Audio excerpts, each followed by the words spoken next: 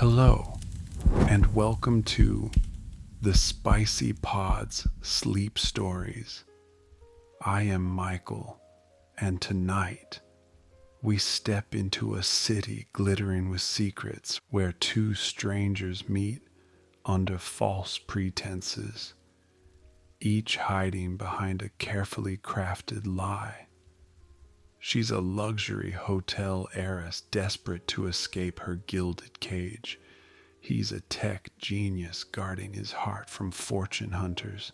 When their worlds collide in a dingy café, sparks fly over shared stories of struggle and survival. But the truth is the most dangerous game of all. What happens when pretending to be poor isn't enough, and the masks they wear start to slip? Because sometimes falling in love means risking everything, including the lies we've told ourselves. The cafe sat on the corner of a quiet street where peeling paint curled like secrets, and the coffee came with too much sugar and not enough grace. It wasn't the kind of place people with money went, and that was exactly why she chose it. Emery slipped half into the seat by the window, pulling her thrifted coat tighter around her as if to make herself smaller. Her heels, red-bottomed, betrayed only by the smallest sliver of luxury, were tucked under the table, hidden like her name. Not Emery Carrington, heiress to the Carrington Hotel's empire. Just Emery, trying to forget the marble floors and silver spoons she was raised on. Across the room, a man stepped in from the drizzle outside. The bell above the door jingled once, then fell silent as if time noticed him and paused. He was tall, broad-shouldered, rain speckled across his leather jacket like constellations. He didn't belong here either, not really. His clothes were too crisp, his watch a little too subtle in its precision. But he moved like someone who'd learned to hide in plain sight. He ordered the cheapest thing on the menu, an espresso he wouldn't drink, and sat 2 tables away, his gaze flicking to her just once before pretending not to see her again. She noticed, of course, just as he noticed her. 2 strangers pretending not to stare, not to wonder, not to lie. Emery was on her second sip of bitterness when he spoke.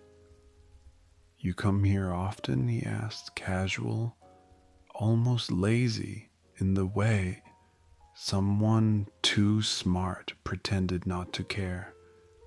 She tilted her head just slightly. "Only when I want to feel like I'm someone else." He smiled, a slow, intrigued curve. "Same." And just like that, something fragile yet undeniable hung in the air between them. A thread neither of them tugged yet, but both felt. Names were exchanged, false ones. Stories were shared, trimmed and softened around the edges. He told her he was freelancing in app design, barely getting by. She told him she was between jobs, working odd shifts at a laundromat that didn't exist. Each lie was stitched delicately, like embroidery on cheap fabric, meant to look humble, meant to feel real. But it wasn't the stories that hooked them.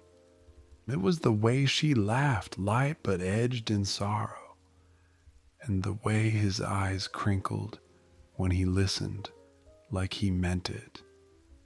They both knew how to pretend, but tonight they didn't want to. They stayed long after their cups ran dry, talking about nothing and everything: the city, books, the rain. Outside, the clouds split open and the downpour began in earnest. He stood, hesitating. "I've got an umbrella," he offered. She hesitated too, then stood. "And I've got nowhere to be." Side by side, under the thin cover of a borrowed umbrella, they stepped into the storm, close enough to feel the brush of arms, the warmth of skin, close enough to feel something shift, just slightly, just enough. Two liars walking into the night, not knowing that what they were about to fall into wasn't just a game. It was a story that would unravel everything. His real name was Aiden Vale.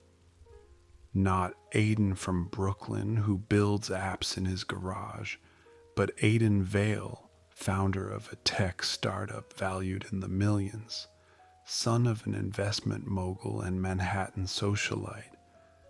But on nights like this, when he sat alone in a sparse one-bedroom apartment on the city's quieter edge, walls bare, fridge humming emptily, he could almost convince himself he was just some guy figuring life out. He'd swapped penthouse views for cracked ceilings, designer suits for scuffed boots, and he liked it this way, or told himself he did. Gold diggers, his father had warned, don't let them see what you're worth. So he didn't. Not anymore. But tonight, there was something about her. The woman at the café with shadows in her eyes and laughter that didn't quite reach her ribs. She wasn't like the others. Or maybe she was. And he just wanted her not to be. Her name, Emery, she'd said, lingered on his mind like perfume after a touch that never happened. The way she spoke of struggle, of moving from place to place, of living small, it felt familiar, too familiar, as if her story had been rehearsed with the same caution as his. But why lie? Unless she was hiding something too. Across town, Emery sat cross-legged on a plush velvet chaise, silk robe slipping off one shoulder, untouched champagne sweating on the side table. Carrington Tower loomed behind her in the window's reflection, her family's crown jewel, and yet all she could think about was the ways the rain had danced between them, how his hand had briefly brushed hers as they'd crossed the street. And I've got nowhere to be. That had been a lie. She had a gala tomorrow, a board meeting next week, and a family legacy she was slowly suffocating beneath. But pretending to be ordinary, that had felt free. He hadn't looked at her like she was a Carrington. He hadn't tried to impress, hadn't performed. He listened, and she hadn't wanted it to end. She pulled her phone from the pocket of her robe and hesitated. She could search him. Aiden Vale, if that was even his name, could be anyone. But some part of her didn't want to know. Because if he was pretending too, Maybe they weren't lying to each other. Maybe they were just trying to find something real in a world made of facades. Neither of them slept well, not because of guilt yet, but because something had begun, something that flickered beneath the masks, something dangerously close to truth. The next time they met, it was raining again. The city wore its storm like a silk robe, heavy and fluid, soaking everything in softness and shadow. Emery stood under the metal awning of the café, arms folded, pretending she hadn't been waiting. Her thrifted denim jacket was too thin for the chill. Her lipstick, a shade too bold for a girl supposedly just scraping by. But she didn't care. She was already someone else in his eyes. He arrived 3 minutes late, damp curls brushing his forehead, and with that crooked smile that said he liked what he saw. "Rain likes us," he said, "or it's trying to test us." Aiden held up a beat-up black umbrella, the spokes slightly bent. "You trust me to walk you to nowhere again?"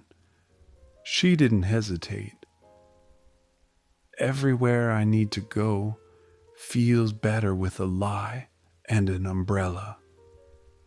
They laughed, but underneath the sound, something unspoken curled between them, dangerous and warm.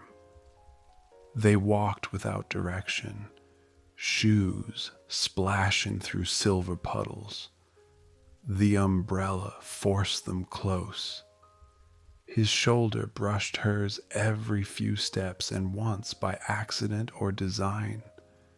His hand caught her waist when she nearly tripped on a loose brick. It lingered, just a second too long. "I used to walk everywhere," he said softly, eyes on the slick sidewalk. "Back when I mean before things changed." She glanced at him, her heart ticking faster. Before what changed? He caught himself. College, life, you know. A smooth lie, practiced, almost believable. Emery nodded, her own mind racing. "I used to do that too, when I was in between places." She hated how easily it came to her now, these half-truths woven from a life she only pretended to live. But it was easier than explaining the golden cage she was born into, easier than saying Carrington out loud and watching someone flinch. They stopped under the awning of a bookstore just as thunder rolled in the distance. Neither of them moved to leave. "You're different," he said, finally. She looked up. "Different how?" "I don't know. You talk like you're running from something, but you smile like you're chasing something better." The words stilled her, not because they were wrong, but because they were too right. And before she could answer, his gaze dropped to her lips. It wasn't a real kiss. Not really. It started as a joke. "We should fake a kiss if anyone's watching," he murmured. But the moment their lips touched, the pretense vanished.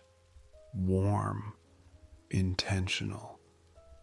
A slow press of mouths in the middle of a storm that felt nothing like make-believe. She pulled back first, heart pounding.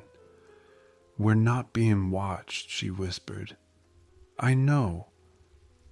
The silence that followed said everything.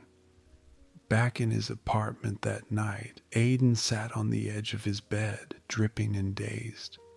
Her lips still echoed on his. He'd meant for the kiss to be part of the game, but when their mouths met, something inside him broke open.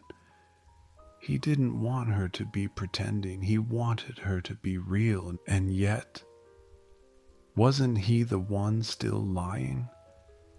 In the Carrington penthouse, Emery stood before a mirror, fingers grazing her own lips.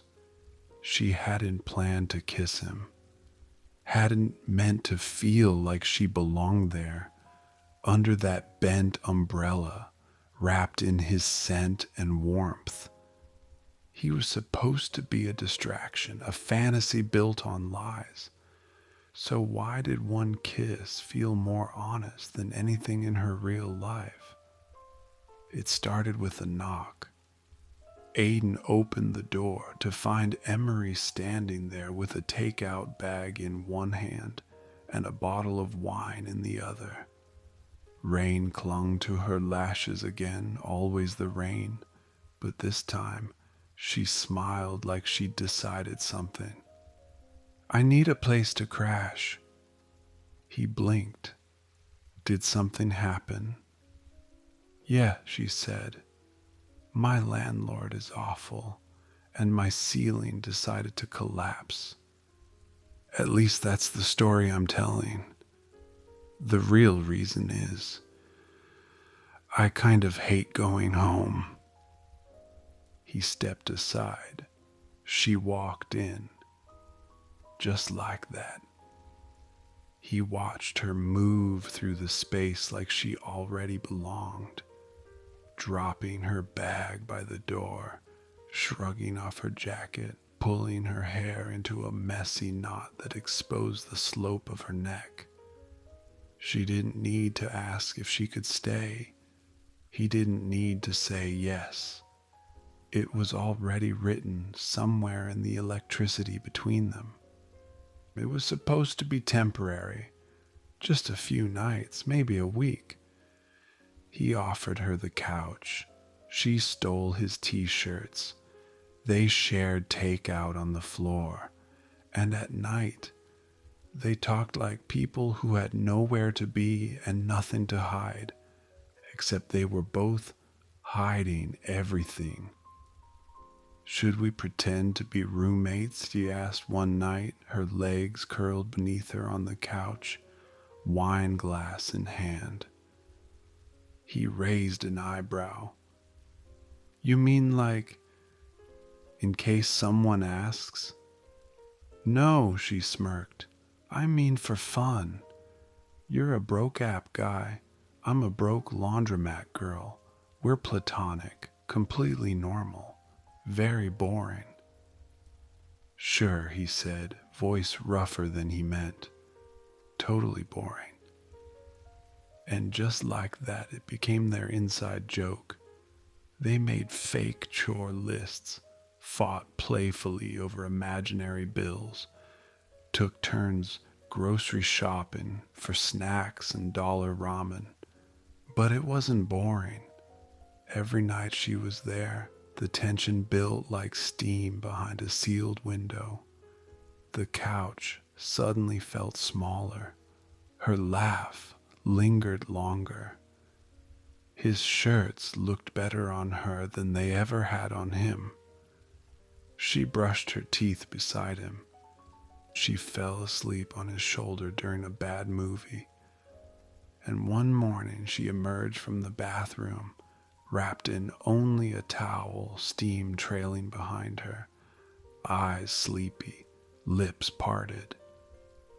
"Coffee?" she asked. He didn't answer, just stared a little too long, and she knew. The pretense was cracking.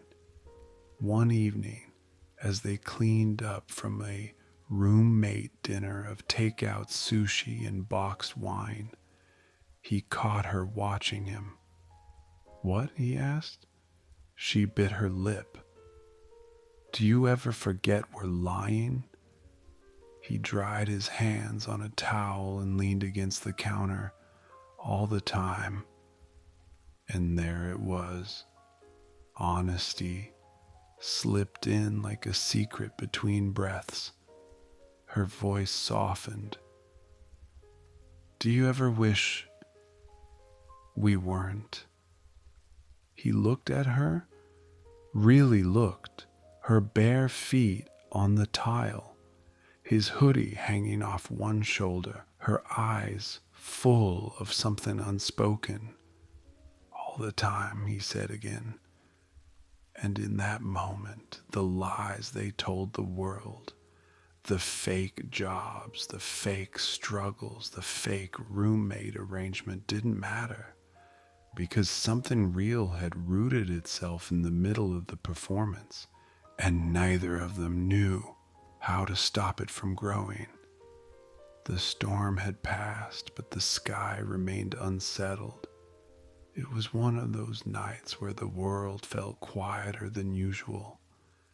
Every creak of floorboards, every breath shared in the dark, sounded louder than the city outside.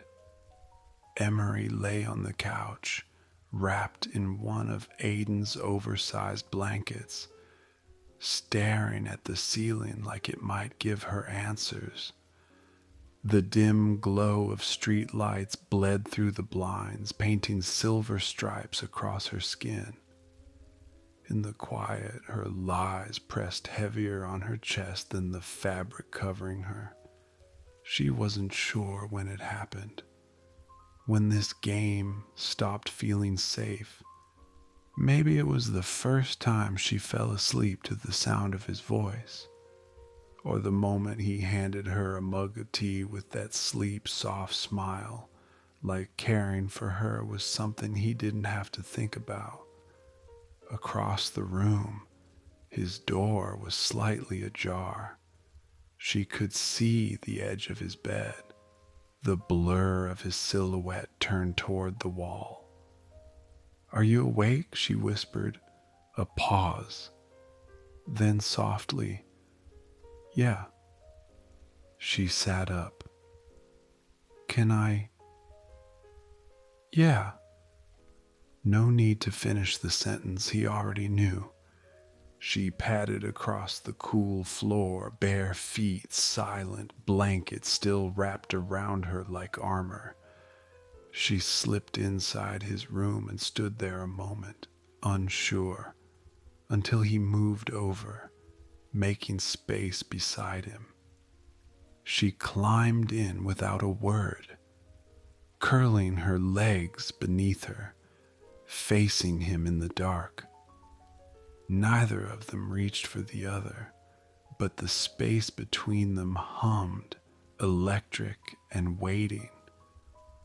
"I used to fake sleep," she said suddenly, her voice barely a breath, "when I lived at home, just so I didn't have to talk to anyone, just so the noise would stop." He didn't ask questions, just listened. "I used to disappear into other people's lives," he said. "Pretend I was someone they could want before they found out who I really was." A silence passed, full of aching honesty. "You ever want to just burn it all down?" she asked. He turned to face her. Every damn day. And for the first time, they weren't just playing roles. They were two ghosts haunting each other's lives, two hearts thudding too loudly in a room that had no more space for pretending.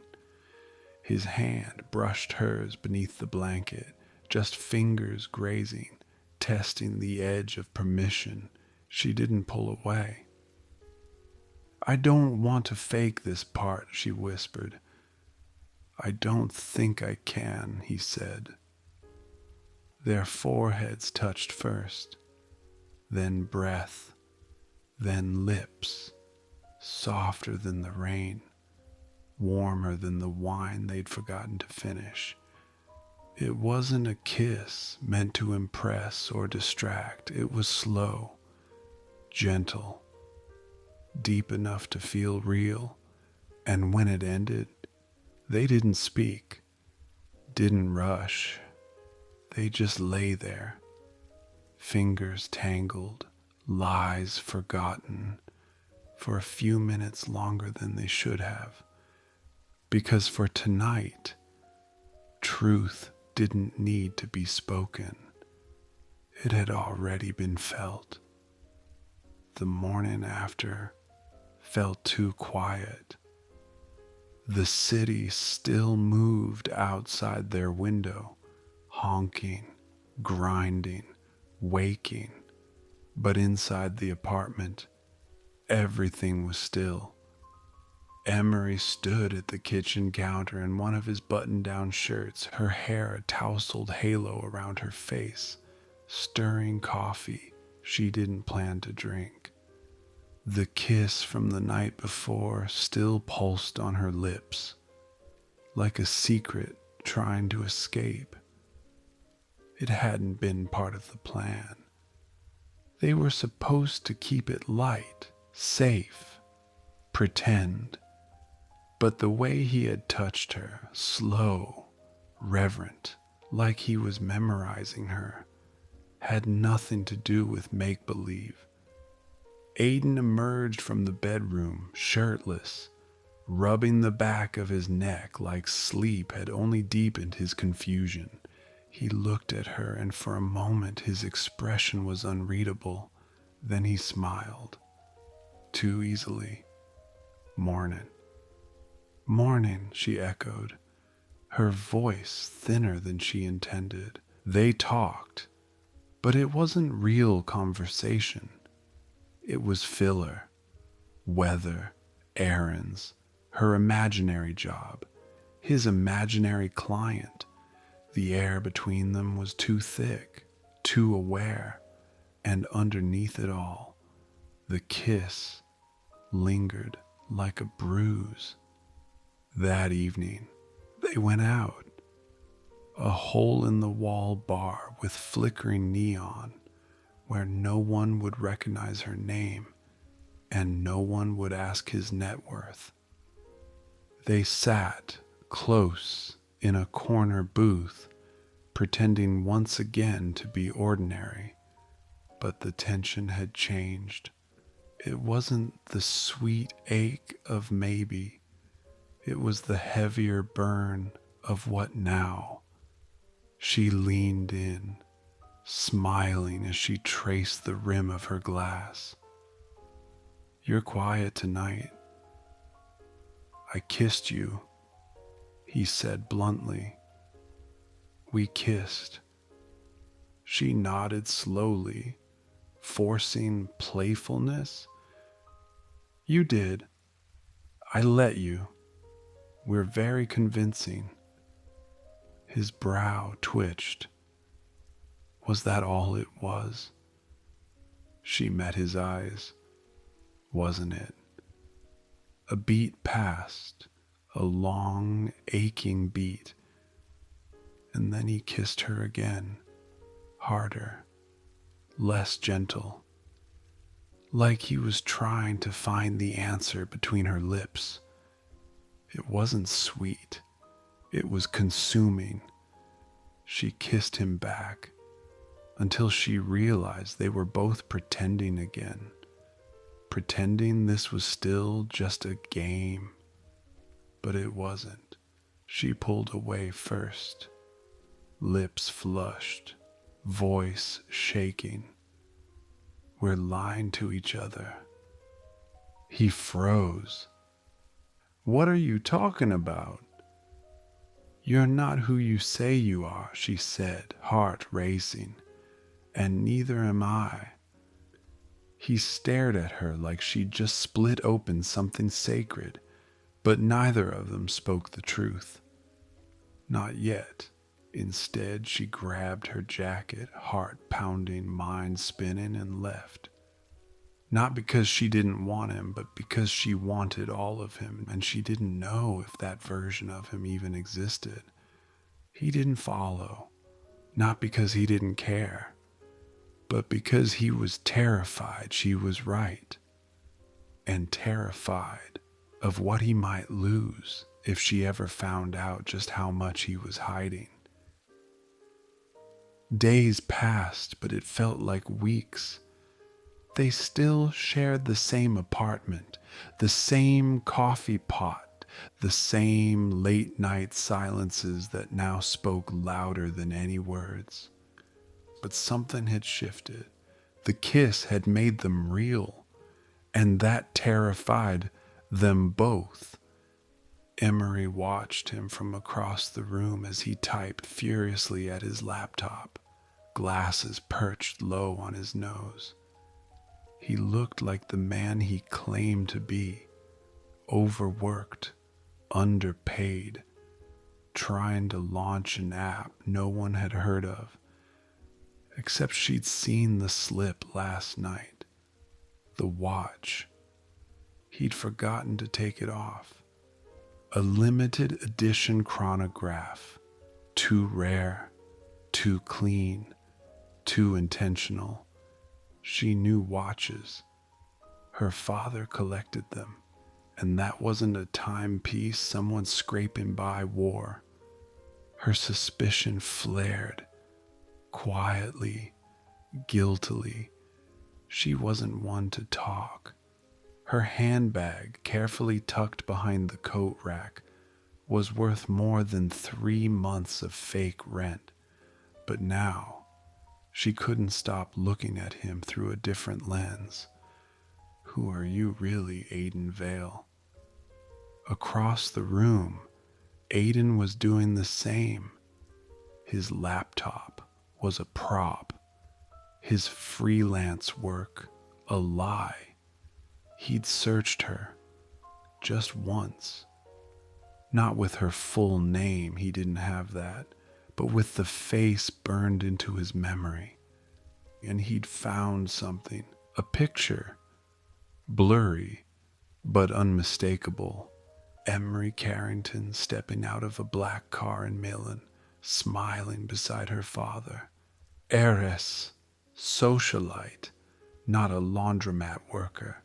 He closed the tab, sick, with something that tasted too much like betrayal. He'd wanted her to be different, wanted her to be real, but then he wasn't either. That night they shared dinner like strangers. Microwaved leftovers, muted television, too many almost words hanging in the space between their forks. You ever think about leaving all of it? He asked suddenly. She blinked. What? Everything. Just disappearing, starting over.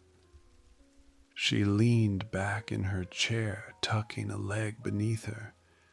You mean no last names, no family expectations, no money? Yeah. A pause. Every day, she said. But it wasn't enough anymore. The pretending was starting to hurt. Later, she found him on the fire escape, cigarette between his fingers, untouched. You don't smoke, she said quietly. I don't, he replied, not turning around. But sometimes it feels like I should. The wind stirred her hair. The city sparkled beneath them, glittering with half-truths. She stepped closer, close enough to touch him, but she didn't. I wasn't lying about wanting to disappear, she said. I just didn't tell you what I was disappearing from. His eyes found hers, steady. And what's that? She hesitated. Then, old money, expectations, the kind of world where your name walks into the room before you do. Aiden was quiet for a long beat, but not with judgment, just listening. Sounds exhausting. She gave a soft, rueful laugh. It is. We're both lying, she said. Finally, he turned to face her. I know. The honesty dropped like a stone between them. Neither moved, neither confessed. They just stood in the dark, staring at each other like two people on opposite sides of a thin, cracking wall. The truth was coming, and it wasn't going to be kind. The invitation arrived a few days later, slipped beneath the apartment door in thick white cardstock. No return address, but the kind of paper that didn't belong in this building. Emery froze when she saw it. She didn't need to open it to know what it was. She recognized the weight of the envelope, the slightly perfumed paper, the crisp edge that reeked of formality and expectation. Her mother's signature style, subtle pressure disguised as elegance. She picked it up and turned it over. Once, twice. Carrington Foundation Annual Gala.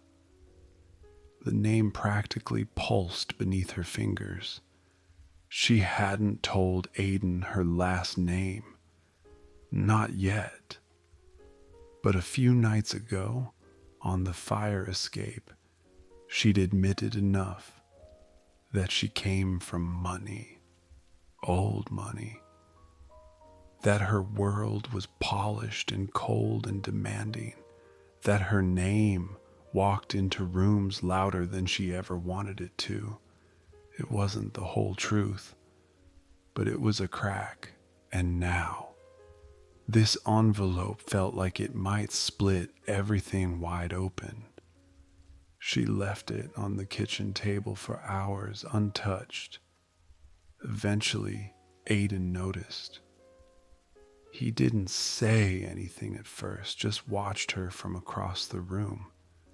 The question clear in his eyes, but locked behind silence. He stared at it from across the kitchen table, brows furrowed. "You sure you want to go?" Emery sipped her coffee like it didn't taste like guilt. "I have to. Family duty, appearances. And you want me to come as what?" She met his gaze evenly. "As my date." The silence stretched. "You mean the fake laundromat girl is bringing her fake roommate to a ballroom filled with billionaires?" he said, voice low. "Exactly," she said softly. "Just two liars playing dress up." But even she didn't believe that anymore. The night of the gala, everything about her shifted. Gone was the girl in scuffed sneakers and oversized jackets. Emery Carrington walked into the ballroom like a queen born of crystal and fire.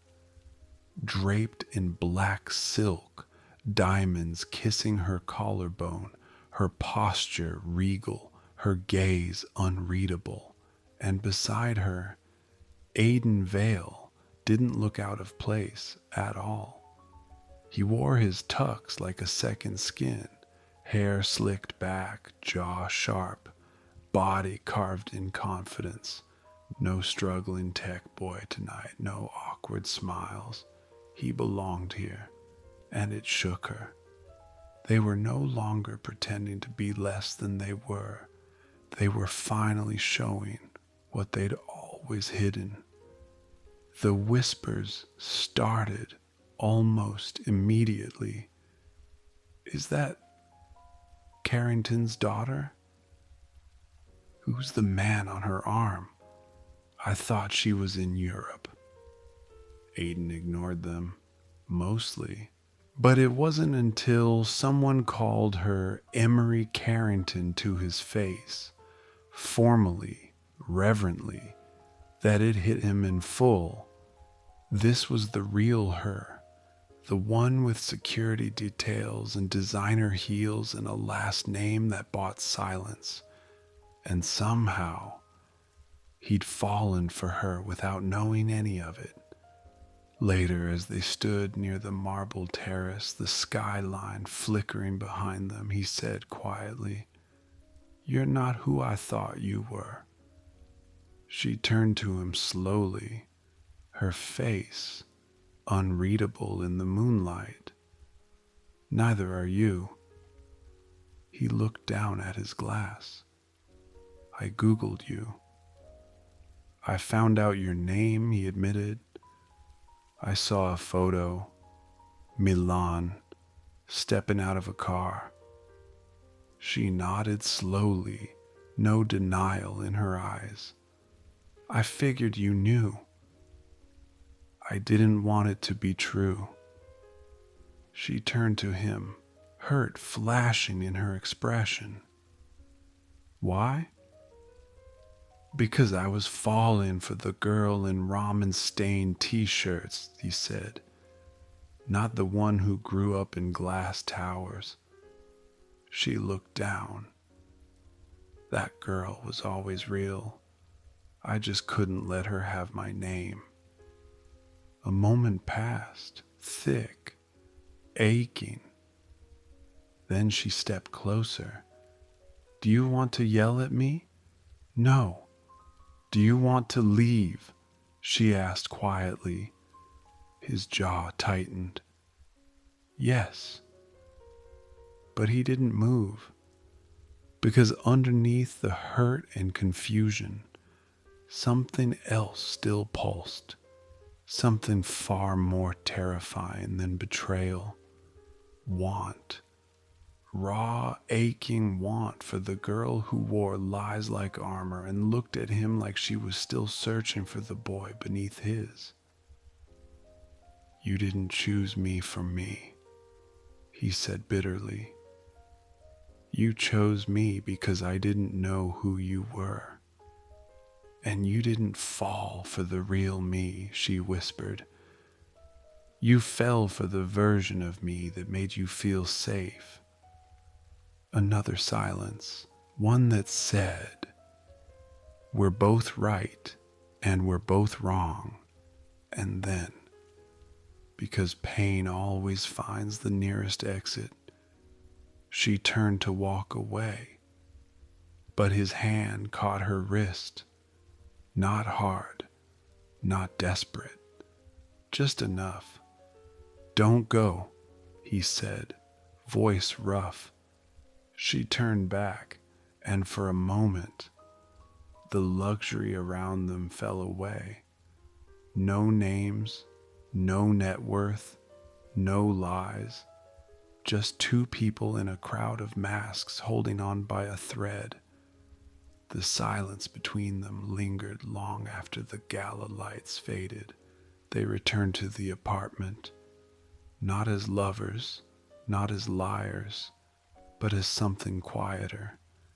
He tossed his tie onto the couch. She unzipped her dress like shedding armor.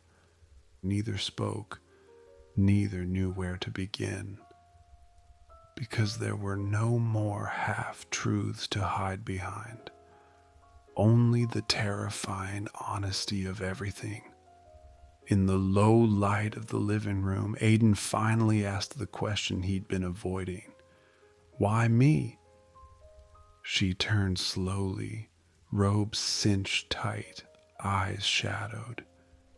"You were the first person who didn't know what my name meant, who didn't look at me like I was a product." His voice was low. "You still lied."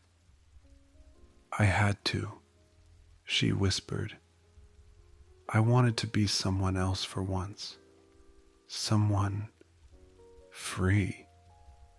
He stared at her. "I built my whole life trying to escape people like you." That hit her harder than she expected.